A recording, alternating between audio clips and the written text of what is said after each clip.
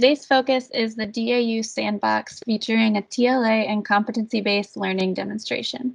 We have a talented team of speakers today, including the developers and vendors contributing to the project. The speakers will be active in the chat, so if you have any questions, please type them into the chat for the panel to review throughout the webinar. And please note that this chat is open and visible to all attendees. And just as a friendly reminder, if you're not speaking or asking a question, please keep your microphone on mute and your camera off. Our first speaker, Ms. Juli Tompkins from PowerTrain, will introduce the team and get us started. We hope you enjoyed today's webinar. If you know anyone else who would like to be added to our distribution list, please feel free to have them reach out to us and we can add them. This webinar will be recorded and made available on adlnet.gov before the end of the week. Without further ado, I'd like to introduce Ms. Juli Tompkins. My name is Juli Tompkins, and I'm the project director for PowerTrain. Our team, along with the Veracity team, is privileged to have been a part of this initiative under our USALearning contract. PowerTrain's role primarily was to establish the Azure Sandbox environment and to populate and provision it as directed by DAU in their efforts to modernize competency-based learning. Let's get this presentation started. After this intro is finished, Brent Smith from ADL is going to talk a little bit about the TLA Sandbox program. After that, from DAU, we'll share an overview of DAU's modernization program.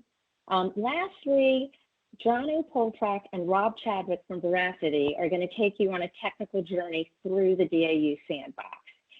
At the end of each one of these presentations, please feel free to ask questions. We love hearing from everybody out there who's participating in this webinar, and our panel here are all truly experts and would love to clarify anything if you have questions.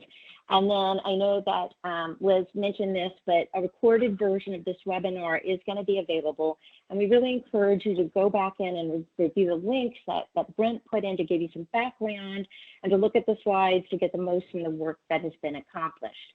And with that, I will turn this over to Brent Smith from ADL.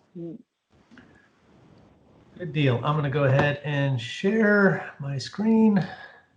If you are reviewing this on video, now would be a good time to maybe check out some of these resources. I expect as we get into the actual demonstration of the sandbox that we will have some fairly technical discussions. We shouldn't be too deep, but this would give you a good understanding of some of the complexities and intricacies that we're trying to address inside of that particular sandbox. So at a high level, the Total Learning Architecture is an ADL Initiative project that started back in 2016. As we've moved forward with it, it's really boiled down to a data strategy for the training and education community. We have built the different pillars of that data strategy around IEEE standards, and those are kind of mentioned here. We want to look at how do we describe all of your training and education assets in an organization. We use the Experience API to track learner performance outside of those different activities. We align those activities to these formalized descriptions of competencies. That's basically telling us, here's what needs to be taught, here's the assets that we have to teach, and here's how we're tracking your performance in it. All of this gets combined and compiled into a learner record that tracks performance throughout the organization. So as you kind of go through some of the demonstration areas there, I want you to kind of think about these different data pillars and how they might be used. And where I think it gets really interesting is towards the end when Rob starts to go off on some of the dashboarding capabilities. Think about how you might use the combination of these data to start to create new dashboards to support students or instructors or other folks in the organization. So we were talking a little bit about the Total Learning Architecture program. It started back in 2016. It's essentially a data strategy. What these are if you think of these as the different learning activities that you might encounter, not just in an organization like Defense Acquisition University, but throughout your whole continuum of learning. These might be a simulator, they might be a mobile application, they might be a SharePoint site that has some learning content on it. The reality is, in the current paradigm, these are all essentially their own stovepipes of data. And that's what we're trying to open up and expose using the total learning architecture.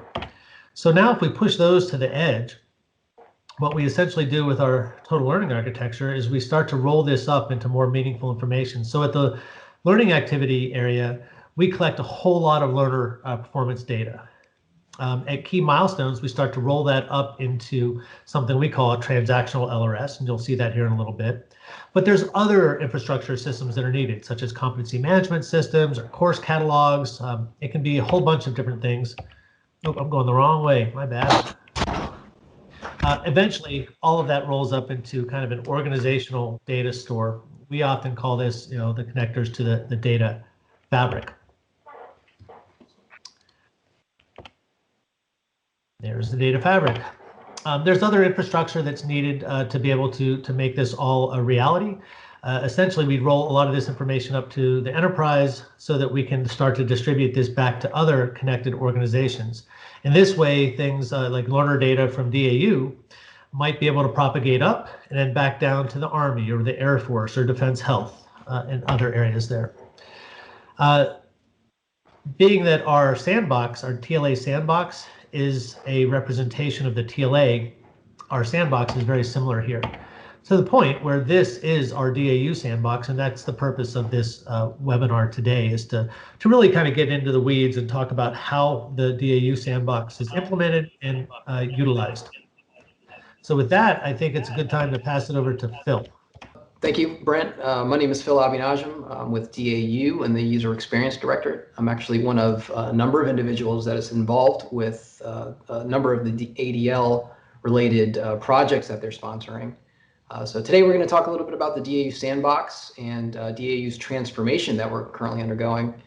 We're currently undergoing transformation activities for, I guess, three kind of broad overarching areas. One being learning asset modernization, one being human capital development, and another being platform modernization, which is most closely related to the DAU Sandbox. So there are certainly other efforts that we're engaged in with the platform modernization, not just the DAU Sandbox, but today is just going to be the focus on the DAU Sandbox.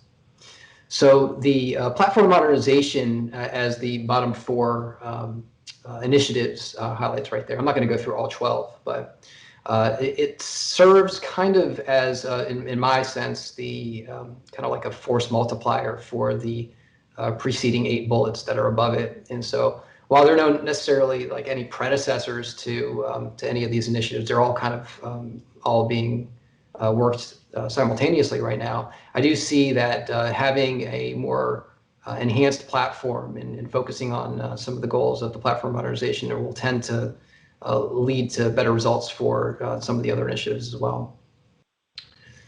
Next. Thank you. So the DAU transformation effort, these 3 pillars really kind of characterize what we're geared up toward. So we're looking at trying to provide more frictionless learning and removing the barriers for folks that are trying to access training resources and content when they need it. We also want to provide to them a network of individuals to be able to connect with in a more seamless manner, to be able to find support for specific topic areas or areas of interest, and to connect with experts if necessary to even get on-the-job support. Of course, we're looking to promote better content. So we want high-quality content, whether it's created in-house or whether it's curated. We want to expose that stuff to the workforce. Next slide, please. All right, so we're going to get into the DAU Sandbox in a moment, but first I want to take a look at kind of like the traditional learning ecosystem. This is pretty familiar for most organizations. They've seen this as it's been in place for decades, where the learning management system primarily does the majority, the lion's share of the work. It's responsible for the course delivery, the tracking, and the reporting. Typically just sends completion data over to some sort of a system of record. In this case, it could be a student information system or a human resources management system. And this has been fairly sufficient for the past couple of decades. For DAU, we're focused a lot on certification up to this point. And so it's worked pretty well for us. However, where we're going And if Brent, you can hit the next slide, thank you. Where we're headed is in all these other areas here. And as Brent referenced in one of his previous graphics, all of those systems and learning activities that could occur across the entire ecosystem don't necessarily just happen within the learning management system. And so if we're looking at breaking down our existing courses into smaller chunks, we have to consider, what that might look like within the construct of the learning management system. But of course, we move kind of over to the right there, we start to see that, there's a proliferation of virtual synchronous instructor-led through tools like MS Teams and Zoom and things like that. And so there's also all sorts of different learning activities that can occur in those tools, as well as collaborative learning, peer-to-peer type stuff. And then as we look at informal learning, or in our case, it would be like resources on our website that could be job support tools or just additional informal assets. We'd also like to understand how people are interacting with those and how we could track that and understand how we might even be able to leverage some of that stuff as somebody's progressing through formal course content. And then, of course, games and simulations, other ways of providing content that are more engaging than just, the traditional kind of page turn type activities. And so when we start looking at, not all of these things are in the same system, whereas traditionally been the learning management system, we need to figure out how to make all of that, not just the systems talk to each other, but to make the data interoperable. And the way for us to really focus on that is through using xAPI, and the way to make sure that all those things kind of roll up to or kind of address a specific topic or competency here is to make sure they're somehow aligned in that way. In a learning management system, you may have already implemented some sort of explicit mapping of those competencies to the course content. Sometimes, the competencies are implicitly defined based on the way that the learning objectives have been broken down in the course content. So what you'll see in the DAU Sandbox is there is an alignment across all of these different activities and all of these different systems, and it's not necessarily done on a system by system level. And Jono, when we kick it over to him, he'll kind of walk through some of that, what that looks like. Next slide, please. Oh, all right. And so bringing it all together. So this is kind of like a really kind of busy graphic, but this is, I think, a really good contextualization of the way that organizations can kind of look at the maturity. This is actually the maturity model for the TLA. I grabbed this from the the Total Learning Architecture Handbook. And so I'm not going to specifically touch on every single level here, but there are some considerations that I think that kind of carry through the threads of the conversations that I highlighted on the left-hand side. The first of which is this idea of a user ID, an immutable ID for an individual, so we can attribute learning activities back to an individual, no matter whether they're interacting with content in one organization or another. And so this is going to carry through level 1 through level 5, and level 5 being kind of like at the entire DoD level or even the federal government level. And for DoD, I think it's probably it may be an obvious thing to say that we all have CACs, or most of us have CACs or PIV cards, and so maybe that is a way to kind of have that immutable ID kind of carried through. If we're focusing on like the EDI-PI that's on those CACs or PIVs. But in doing so, we'd be able to attribute any of those learning activities and any of those systems back to that individual. And so second of which is xAPI and LRS is probably a given. But if you're using xAPI implemented content or learning activities, you need to be able to capture that somewhere, and the learning record stores are the place to do that. And I say LRSs or learning record stores because in most cases, there's probably going to be more than one. And then, of course, if we're capturing the data in the learning record stores, we want to be able to use that data. So instrumenting dashboards based on those LRSs to start to provide insight into the learning activities that have been captured is going to be very important for us. And the data is about using that data for something, right? And so at that point, we can actually identify use cases for it and maybe even automate triggers based on some of the data that's coming in. So let's, for instance, say somebody completes a course and we want to kick off the distribution of an end of course survey in real time to them. then we can do that through this this type of a data pipeline, where we're actually analyzing and looking for that completion event, and then triggering a request to go to another system to take some sort of an action. And then, as mentioned before, we want to align the learning activities to competencies. And at level 3, you'll see kind of in the middle there, there's 2 specific boxes in there. One is talking about the competency registry, and one about the experience index. And John will touch on that in a moment when we flip over to him.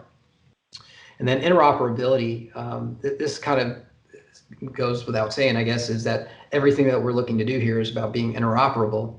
But in this specific context, I'm referring to level 4 and level 5, and just interoperability above the component level, where we're looking at, like, let's say the DoD level, in this introduction of an enterprise course catalog or an enterprise learner record repository, where that learner record repository is kind of like the enterprise profile of all of the learning activities that somebody has interacted with across their entire career. And that can be, you know, as they change jobs and go from organization to organization.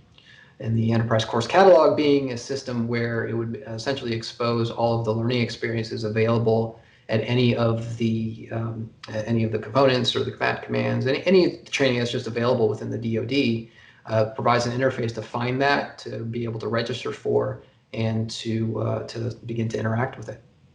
So that's all to say that, you know, what we're looking at in the DAU Sandbox is essentially all of this stuff. And so we're going to turn it over to Jono in a moment. Before we do that, I just want to see if there are any questions.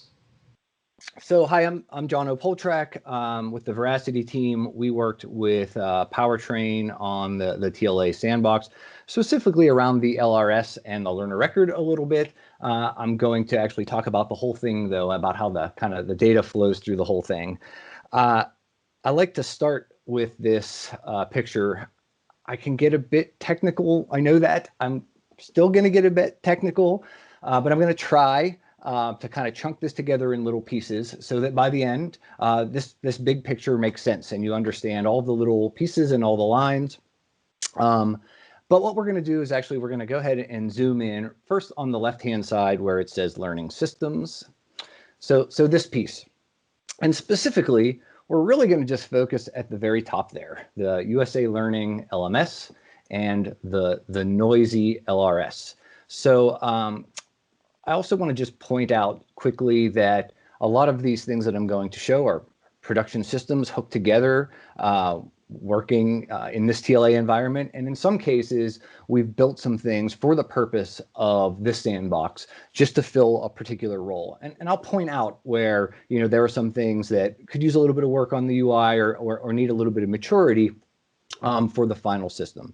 But I really want to start with just that top piece, the USALearning LMS to the noisy LRS. And I'll talk about what that means in a second, but I'm not going to just show you some slides. I'm actually going to try to demo this stuff. Okay, so what you're looking at now is the USALearning LMS and a series of courses. These are DAU SCORM courses that have been run in a traditional LMS. And this, in fact, is just a traditional LMS. I think this is really important to show, though, because you often have an existing investment. You have a learning management system. You have many courses. You've spent a lot of hours making sure your whole environment works. And now, if you want to move towards a TLA or competency-based environment, it can be daunting to look at all those courses and how do you actually move from point A to point B so your stuff works in this TLA environment. And that can be daunting. What this demo is going to show is that you don't necessarily have to make major changes to all of your existing content. You can actually, in this case, instrument the learning management system itself to track xAPI. So xAPI is our barrier to entry to get this data into the TLA environment. So our edge nodes, our content, our learning management systems, our applications, our augmented reality platforms, when they speak xAPI, they can be integrated into this TLA environment. So even if you don't have xAPI courses that are natively built with xAPI, there is a means to take your existing information, like SCORM courses, and get xAPI out of them without major changes to everything that you have in place. And I think that's really important to touch on. So we do have existing courses here, and they will work in this environment. So I just wanted to show that to start with. And then I want to go on to the LRS. So I'm going to show several LRSs through the course of this presentation. They're all in the same server, but they are different data buckets. They're different LRSs, essentially. I'll try to point out when I'm moving from one LRS to another because they look the same. Here, notice that this one says Moodle. So this is the LRS that is getting information from Moodle. We call this a noisy LRS because it's getting all kinds of information. So if I scroll down a little bit, you'll see I've got a completed, an interacted, a viewed, and if I scroll way to the bottom here, we've got hundreds of pages. And I think when we did this yesterday, if I go to page 320, it'll be responded, for example, and you'll see responses to questions in an assessment. The point is that we're tracking a lot of data that is specific to a Moodle or asynchronous single learner environment. Complete, incomplete, pass, fail, scores, responses to questions, etc. That information is meaningful, and you may want to look at the details of that information and do analytics and visualizations across that information. But for the purposes of the rest of the TLA, of the rest of that big diagram that I kind of zoomed in on the left-hand side, you might not care that I viewed a particular page in a course. For example, we are later going to award competencies for actually going through these courses, but we're not going to award a competency just because I viewed page 3 of a certain course. So that's why we call this noisy. It's noisy because it has a lot of data that is specific to that particular type of content. If this were a noisy LRS used for video content, it may have plays and pauses and skips and that you change the volume and a different set of information that would be noisy for a video. But again, the rest of the TLA may not care about those very granular events. Hey, John. Yes. Would you just expand one of those responded statements real quick? It's just a request that's in the chat, but then continue on. Thanks. Sure. So, so this is what you're looking at. Because this is we call it a statement viewer, and if I were to expand these, this is the actual xAPI. So I know we talk a lot about xAPI, and I'm going to actually show some of this in a bit. But this is sort of kind of the raw data that is part of the xAPI. In this case, we've got a person who is answering. And they're answering, this happens to be a question, question 15. We can see a bunch of information, and we know that they actually got it wrong, what their response was, and that they got it wrong. And as you can see, I'm glossing over this. There's a bunch of information, but this is xAPI, and there's a whole spec that gets into all the things that you can do, and it's very extensible. And actually, I will pop open and show some additional statements, but that's what you get when you open that up. Okay, so I think that's a good place to stop at the noisy part of this. We got an end node, an LMS in this case, it's tracking data. I'm going to actually do a little bit of kind of spoofing data because I don't want to have to run through a whole course and take you through all of that. So I've got a little tool here, and I'm going to show you two things. I've got my user. His name is James Live Demo in this case. You'll see some of the data that's in these systems. I need to make up some better names, but James Live Demo today. In this case, he's interacting. So we're using the verb interacted, and they're interacting with an activity. In this case, the thing that we're interacting with is this thing called Test Course 1. What is important is just take a note here at the end of this identifier. It says view PHP ID equal 31. That'll be important later. I'll show you why that is important later, but that'll be important. And if I scroll down a little bit, you'll see that when I filled out that interface before this session, it really just creates an xAPI object like we just looked at. And I'm going to go ahead and send that. I'm going to go ahead and send that right into our LRS. Then I'm going to go make a change. I'm going to come up and I am going to change the verb instead of interacted to completed. And I'm going to send, and notice that changed my little xAPI down here. It says completed now instead of interacted, but same course. So now I'm just going to go ahead and send that. Okay, so essentially what I did is pretend that I was actually in a course, going through it, interacting with it, and completing it. And if I were to go into the statement viewer that we were just looking at and refresh the data, we can see the top two things are our James live demo, first interacting with test course 1, then completing test course 1. So I did this for a reason. Remember we talked about the TLA, when it's awarding competencies, may not care about all these views and all this other data. In this particular environment, the way this one is configured, all it cares about is completions. When you complete a course, if that course is associated with a competency, you'll get that particular competency. And I think there's some questions about the MOM, the Master Object Model. I'll talk a little bit about that here in a second as well, because a completed event is something that is in that xAPI profile. But notice that we have both of those, completed and interacted.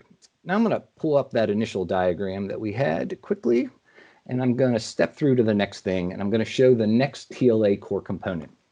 So here we're leaving those learning systems, those edge nodes, and now we're pushing data into the rest of the TLA, in this case, the transactional LRS. And what we're going to push in this case is completions. Now it could be pass, fail, it could be a score, but again, just for this setup, we have completions. We don't care about all of that other noise. So let me go back to the live demo, and I'm going to move over to our transactional LRS. You'll see, as I mentioned, this looks very similar to the last one, but notice instead of saying Moodle, it says transactional LRS.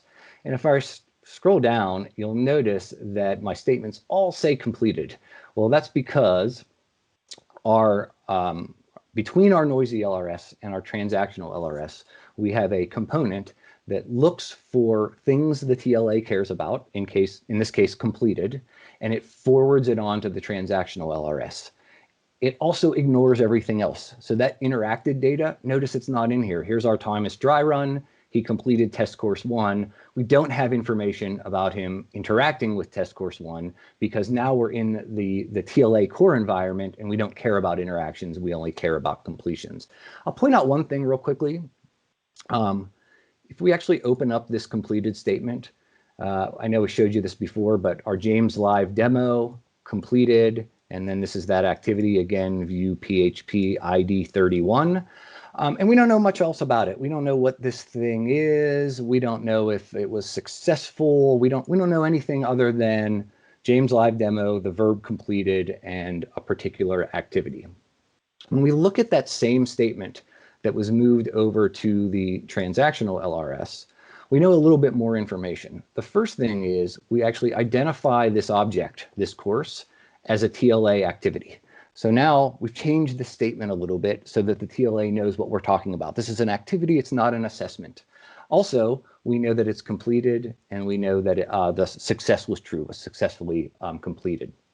That information is necessary for our competency system later down the chain to make a determination of competence. So we've actually modified this a little bit. In addition to just forwarding the completion, we've changed it slightly. There's all kinds of utility in these scripts that move things around. For example, we often see noisy LRSs have a lot of data, just like you saw with Moodle, and then up the chain when things are forwarded, the users are anonymized. So it's more just comprehensive statistics about what's happening, and we lose Thomas dry run. We actually anonymize that user. In this case, again, we're just making it a MOM profile statement, which is a particular profile of the xAPI that is used in a TLA environment. Okay, so we're going to take a quick break from talking about LRS data and xAPI data, and we're going to go into this next component here. We're going to talk about competencies a little bit. Not specifically awarding a competency to a learner, but we're just going to talk about competencies in general. And to do that, we've added two components here, the experience index and CAS. The experience index is really a a system that holds metadata about learning activities like courses. So obviously that has a tie-in to like a course catalog system, for example. So let's take a look at that quickly. Okay. Okay, the experience index. So this is one of those systems that, I mentioned before. Some were kind of built specific to do what we needed in this environment. This experience index wasn't built specific for this DAU environment, but it was built kind of to fill this role. Over time, this would likely be matured to include additional information, and I'll show you what I mean. So what are we talking about when we say, this is a system that holds metadata? Well, traditionally, you can think of metadata as what's the course title? What are the keywords? What level of granularity is this thing in a course? And that is all still relevant. You may want to know that information about a course. But what is really important in a TLA environment is that we hold a mapping between these courses and competencies. So I'm going to go into one of these, and hopefully I'm not logged out. I'm not. Great. Okay, so this is the details we have, and as I mentioned, we have some regular metadata. What's the ID of this thing? What's its name? What's the course code? Give us a description. Traditional metadata. But also notice this thing right here. If I scroll out to the right, remember that view .php ID 31. That whole thing identifies our course. So what we're saying is our course or our learning activity maps to this competency. And I won't make you remember this big GUID here at the end, but this competency also has just a unique identifier that identifies what it is. So again, this metadata is really important because now what we've done is we've taken courses that we have data about, views, interactions, responses, completions, and we've mapped that course to a particular competency in our system. It's a bit more complicated than that, though. And to show you that, I'm actually going to go to the Competency and Skills System. This thing has a huge role in the TLA in this particular instantiation. It does a number of things. One of the things that it does is it holds the complete competency framework. So when I was showing you the experience index, if I bring this up, you notice it's just one course ID to one competency ID. But competencies aren't that straightforward. They are large frameworks. There are competencies nested within competencies. And if you get a competency, it may have an effect on other competencies around it. For example, we have advanced cost and or price analysis. And if I were to collapse that, you'll notice all the things that were under it, they're sub-competencies. So a decision was made for this particular environment that if we obtain a course completion that is associated with a competency that is a parent competency like this one here, that you also are awarded the child competencies. So I don't think we may see this today, I actually can't remember, but just because you have a single competency mapped in this experience index, when you complete this course, you might actually be awarded multiple competencies because of the information that is in CAS. CAS has a very important role beyond just holding this framework. It is also responsible for, it holds the algorithm and processes when competencies should be awarded based on all this metadata and alignment that I just showed you. Okay. Let's go back to this. Oh, yes, Brent, good point. Alignment is not necessarily one-to-one relationship. You may have a single course aligned with multiple competencies. That is true. Okay, so just quick recap. We have all our noisy information coming from our LMS or other stuff to our noisy LRSs. The TLA in general does not care about all of that data necessarily. So in this environment, we are pushing completions into the transactional LRS. Separate from that, we have CAS, who has competency frameworks, and it's able to read information from the experience index that maps competencies to courses.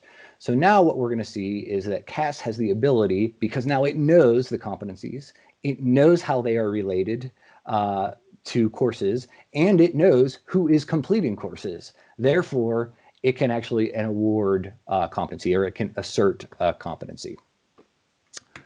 We're going to do that by actually putting data in another LRS, in this case, the authoritative LRS. So let's pop out and look at that. Again, this one looks pretty similar to what we have been seeing. I'm just going to go to the statement viewer, and notice in this case, instead of completions or viewed or interacted or responded, we're looking at asserted. So in this case, if I were to open one up, we are asserting a particular competency. And I didn't make you memorize that big ID, but that will be the ID that we showed in the experience index as being mapped. So our James Live demo user completed a course.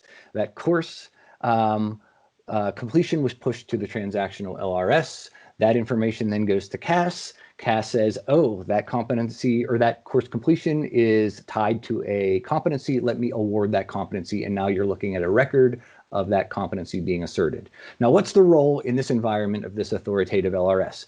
This is not a good place to come for a learner just to see a transcript, you know, in this system.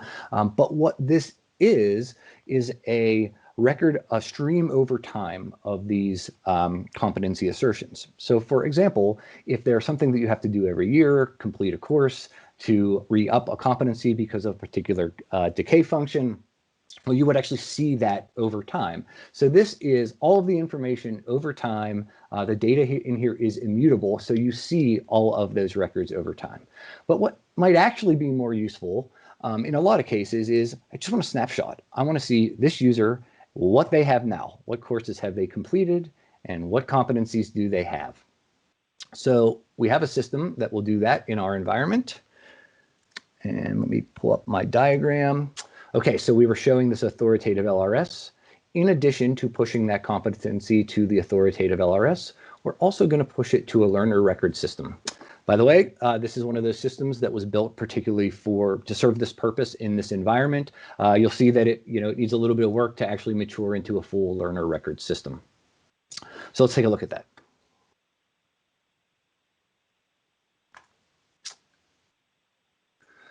Okay, so pretty plain Jane system. We've got all of our users in here, and if I scroll to the bottom, last person we have is Thomas Dry Run, and that was during our dry run. Again, I need some help naming users. I know that.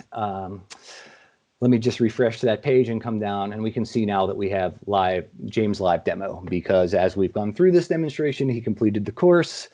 The completion was pushed through, CAS acted on it, put an assertion in the authoritative LRS, and now actually put a record in our learner record. And if I were to open this up, I can see a little bit of information about James Live demo, the course that he completed, and any competencies that he was awarded, along with the date that was created. So this is really your learner record system. This is where you could go to see either the learner or an instructor or an administrator to see the current snapshot of my particular users.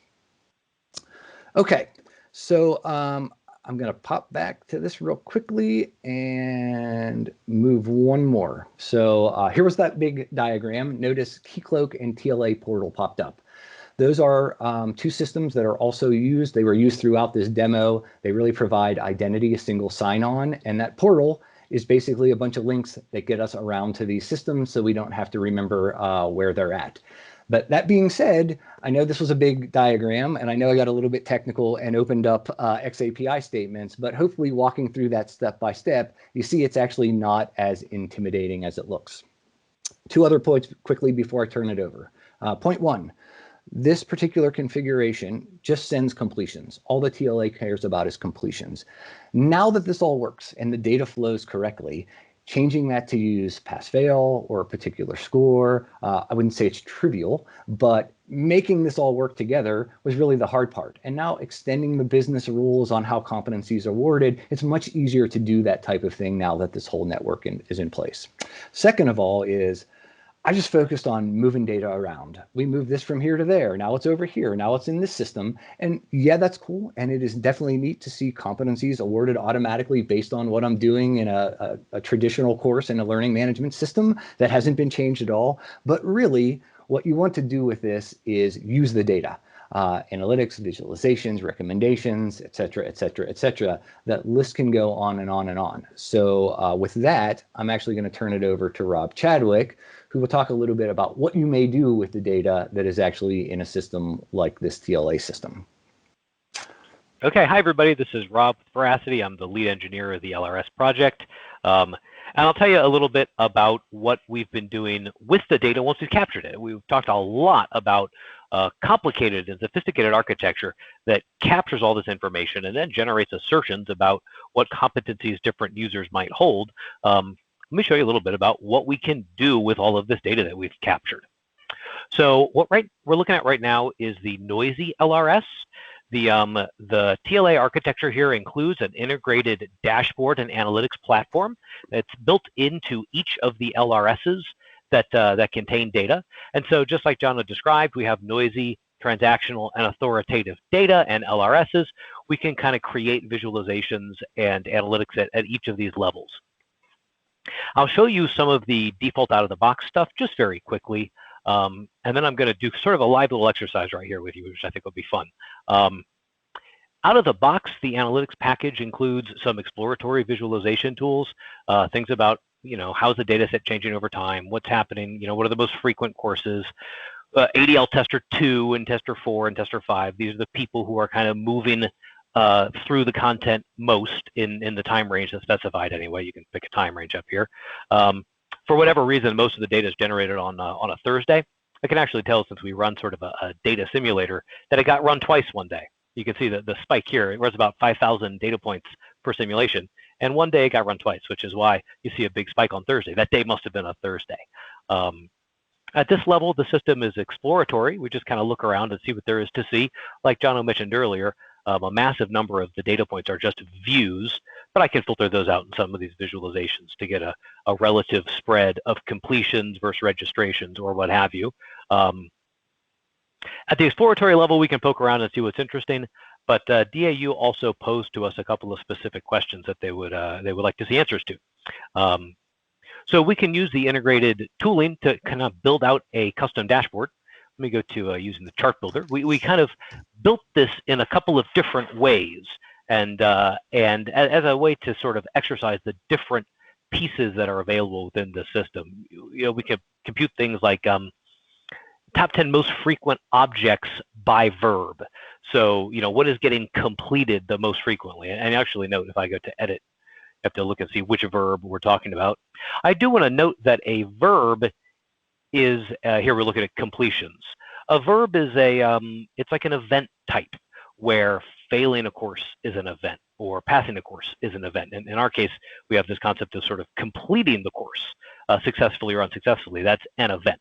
So one of the things you might want to do is plot which courses have the greatest ratio of pass to fail, things like that, right? Give you a sense of what is the hardest to do. In this case, we're just looking at the different objects that are most frequently completed.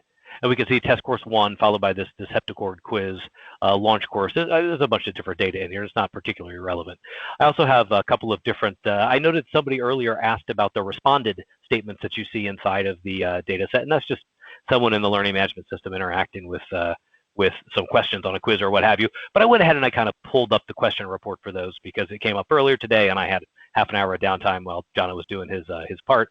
So I thought I'd throw these up just to show you how we can also visualize the responses to those questions. This is using some of the inbuilt tooling, which I'm going to exercise in real time for you in just a moment. But there were a couple of questions that the inbuilt tooling isn't quite sort of clicked together easy to create. Things like asking about per day completions. One of the questions that was posed to us was, which courses have the highest number of completions on average each day? Not the total number of completions over the time period, not the total number of daily completions, the average daily completions. And so what we came up with was these analytics, and I'll show you how they're defined in a moment. The completions per day by course is editable. I'm going to edit widget. No, it has no editable parameters. I'll have to show you a different one. Let's do top objects by verb. One of the questions was, can we get these as kind of a chart rather than a pie or a bar chart? It's kind of a table that we can export. So we created these reusable widgets, and you'll see they have these little autocomplete editable parameters. These are actually defined within the system using a kind of a graph definition that we create here under Save Script and Queries. You'll see that we actually generated these reusable widgets that can be then placed onto dashboards, completions per day by course, right? And I'm not going to kind of teach you all of the the kind of language here, but you can see that there are parameters in here that say, well, which course, do you want to plot? So that's a little bit of basic information about, what's going on with the data set. This is in the noisy LRS, where we would go to get information that's relatively fine-grained, like those answers to questions, right? Individual answers to questions don't really mean a lot as far as competency assertion, at least in the current definition of the model anyway. I suppose you could make a competency that depends on one question, but that's not how the current model is structured. There are also data points in the authoritative LRS, where these data points are very high-level assertions of competency. We can use the same integrated tooling to do some analytics over that. In this case, same exploratory things, actors of the most event, recently active objects. But what I thought I would do as a little illustration of what you can do once you have this information is, let me set title. I'm going to very quickly build a custom dashboard for us here that gives us some analytics over not the individual data points in the noisy LRS, but the competencies in the authoritative LRS. Let's add a widget. I'm going to build a list. And what I'm going to get at here is which competencies are most frequently awarded. That's pretty easy to do. I'm going to hit my drop downs and say I want to look at the object identifier, where in the particular TLA model, in the authoritative LRS, an object is a competency. I do want to make sure to filter where the object definition type is the competency identifier that is part of the TLA spec. There it is. And I want to look at, in this case, these are the highest awarded ones, but let's say I'm interested actually in which ones no one's been getting. I'll sort by count ascending, meaning the lowest numbers are at the bottom. This particular test competency 1, right, has a metric value of 20, and I'm just going to title this to be a total count. The total count of 20. So only 20 people have been awarded test competency 1. That might be pretty relevant. We can kind of place these things around. Other things we can do are we can plot how competencies are being awarded over time. I'll add a widget, build a chart. In this case, I'm not building a list. I'm building a time series over the time stamp.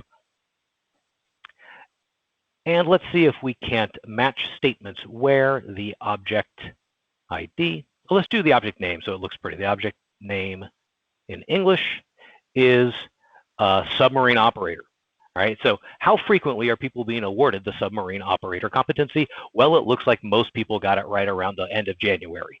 Maybe a particular body of students moved through a class. Maybe that's when the exam was. The semantics about why there's a spike at that particular point in time, something that only the instructors might know. But it's very interesting to track this, and we definitely have seen people try to optimize these graphs over time. But I wanted to kind of go off script a little bit in order to just display how the dashboarding platform can be used at several different levels within this architecture to get different kinds of information out of the system. I'll close with that, and I think, Julie, I will throw it back to you. Thank you, Jono. I mean, Rob and Jono together. Does anyone? I'm sure people have questions. I'm looking in the. Does anyone have questions for the Veracity team, Rob and Jono, who just sort of walked you through that, or Phil from DAU, who also has a great understanding of what Jono and Rob just demonstrated, and Brent as well? This is Brent. I would say that there's a lot of good questions and comments going on in the chat thread right now. And so I think that that's worthy of some discussions. One that I was getting ready to chime in on was a question that Jim Goodell asked is, can we say more about the evidence chain, how decay functions work, and weighting and all the other things that go with that? And I think there's still work that needs to be done, but this approach kind of creates the basic foundation to afford a lot of those opportunities. I really like the many-to-many relationships that were afforded in this whole data pipeline mindset. I don't think I fully answered your question because I don't know that we have answers for the full question, but we have some ideas. Jono or Rob, do you have any thoughts on that? No, I just agree, Brent. Agreed. I don't think we know yet, but this is kind of a particular configuration of the TLA that works in a particular way to get kind of the data flowing through the pipes.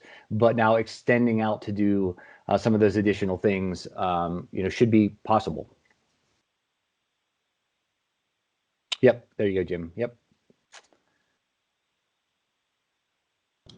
Yeah, one of the things that we kind of talked about when we started creating these federated learner record stores was that when you get to the authoritative, it may not be all xAPI data.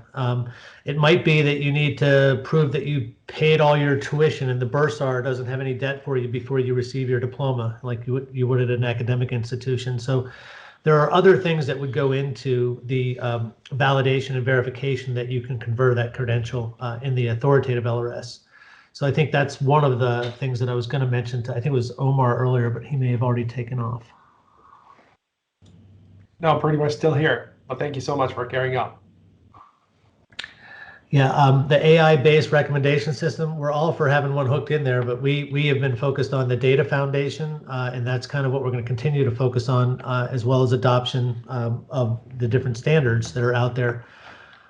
But I am so interested to hear from other people that are building those types of tools and technologies just to see how they might use the data that we're able to generate, because I think that is another key part of the puzzle. So if there's any other questions that people want to vocalize, I'm kind of scraping through the chat thread here, and I think I'm probably doing a disservice to other people that are attending. I know we're kind of up on our hour, but are there other questions that you would like us to address before we sign off?